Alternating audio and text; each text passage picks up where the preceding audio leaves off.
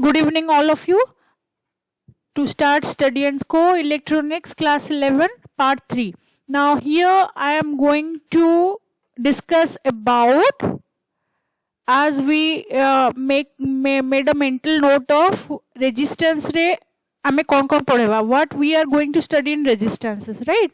Now I am here in variable resistances today, and here I am going to explain you how what are the types of variable resistances and how to understand them well. Now, as I already mentioned in the previous class, there is a linear resistor and there is one non-linear resistor. Then in linear resistor there is a fixed one and there is another variable one, right? Now in variable one we have two here. Okay, now you can also see I have written here, which is very pretty much it's seen to you. It is potentiometer and rheostat. I have mentioned two names under variable linear resistor. I already specified what is a resistor. I already specified what is a linear resistor. Now I am going to specify you what are variable linear resistors. There are two types of resistors. Variable ones, potentiometer number 1. Number 2 is rheostat. Now these two are electromechanical devices. These two are called electromechanical devices. Why they are called electromechanical devices? Because we are using them manually or adjusting them or we are adjusting according to our purpose. That's why they are called electromechanical devices. Now what we will study here. Here we are going to study about construction of it. What are the uses? I will also mention the pictures referred to it in rheostat as well as potentiometer, and I will also say what will be the difference between the two. Okay, now at some point you will see that how they are different, why they needed to be understood little differently. That's why I mentioned what is the difference between potentiometer and a rheostat. Okay, so that's why it will come last of all, but today I am only going to discuss about rheostat only. Okay, now rheostat is a, you can see I have attached two pictures, but before going to that, and these pictures are borrowed from electricaltechnology.org. I hope they will understand why I am using the best pictures here. Now what I can say is rheostat came from two names, RHEO. Rheo means current, and statis. Statis means it's a controlling device. That's how the name came. Okay, so the name rheostat suggests current controlling device, and the symbol for it is like this, or you can say like this. This is also applicable, the same one. And you can see in circuit diagram, you can see both of the symbols you can see. So what are rheostats, how they work? See, I already said it is a current controlling device, right? But it is a 3-terminal device, and 3-terminal device, when I'm telling, it is, you can see over here a little picture I have drawn. I have shown you here. There are one terminal is fixed, another terminal can be easily move about. That's why it can be, rheostat is of course a 3-terminal device, but only one is fixed and the other one is moving. Okay, so sometimes people also tell that rheostat is a 2-terminal device. Why? Because one is the fixed one. If this is the fixed terminal, the other one only simply slide over like this, come and go whenever, however it is necessary. Have you ever seen how we dim a light with the regulator? Have you ever noticed how we change the frequency by by dialing a knob only in radio. So all there is a sliding knob or a dial or a slider, or it is also called wiper, which move around to change the resistance so that the current is controlled by that device. That's why it's called rheostat. Now you can see in this picture there is a sliding contact. You can see this is terminal B, it is written here, it is terminal A. Now there is a coil, this is a register of course, but with this slider coming and going whenever necessary, what is happening? The current inside it, inside the register is changing.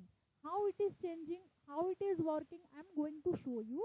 But first of all, you must practice these diagrams on your own, and you can see the better view of this in the solid structure. You can see only slider is visible. These two are terminals, and the slider is moving up, further backward, forward backward as much as needed.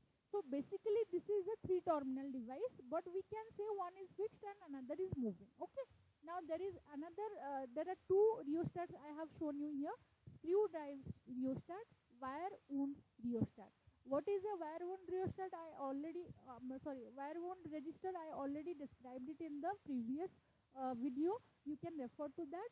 Now in here you can see there is a low resistance side, where if the wiper is going to that side, then it will go give low resistance. Now if there is a high resistance side to the right of the wiper, if the wiper is going to meet at that point, then it will be high resistance. So what does it exactly mean? Let's see. First of all, we will draw a circuit diagram. Now you can see I have drawn a bulb here, a battery. This is all about a circuit, right? Bulb, battery, resistor, and circuit is finished. Now if I am putting a wire like this, if it is the slider we are talking about, and it is moving C to B, B to C, or in between B to C here also, so what it would be? The resistance will be varied, and that will lead in controlling of current. How? Again we will go to Ohm's law. What we discussed in Ohm's law? V equals to IR. So if I want to change I, what I will do? If I want to change I, either I will change the potential difference or I will change the resistance. Now it is always not effective to change the voltage, because voltage is always constant and we are bringing through the circuit, right? Because whenever we are switching on a circuit or plugging on something, then we are drawing same voltage 220 volt. Okay. Now let's think that the voltage is same. Now if we change R, it would be very advisable, because it is very easy also. If we can change the resistance, we can easily change I, because I is inversely proportional to resistance. If resistance is high, current will be very low and we can dim the bulb. If the resistance is very low, current will be high and the bulb will glow bright. So this is where the resistor comes into picture. The slider helps in deciding whether, when we turn on the regulator by the knob, the regulator has this sign like 0, 1, 2, like this. Now when we go to 5 here, what will happen? The resistance is totally high. That means the bulb will dim. It will be very less light. So there is very least consumption of heat and light. Now when we will put the regulator in this side, that means we are going to the slider is moving to the least resistance side. So what will happen? The bulb will glow bright, because the current is very high. But at the same time, we are keeping the voltage constant here. So isn't it beautiful? If we can change the register, we can easily dim a light, we can easily glow the bulb bright, and we can choose accordingly. So this is very very like usable thing, rheostat. And what sliding does, I already explained what sliding does. You can also write it under the working of a rheostat. Now I would suggest the picture I have shown you, you must draw it, particularly this picture, this one. So that you will have a understanding how the rheostat is made. You can also make one. Now what is the core? Core is the same thing. Core is the resistive one. Then the metal is wound around, and there are three terminals. Okay, and if there are no three terminals, then there will be two terminals, and one would be fixed, the other one would be moving back and forth. So this is for register. And what are the keynotes here? Keynotes, how we made the rheostat, which you can easily write and refer any book you have on electrical circuit. Second, what is the use of it, which we already discussed, and how it works. Working also we discussed.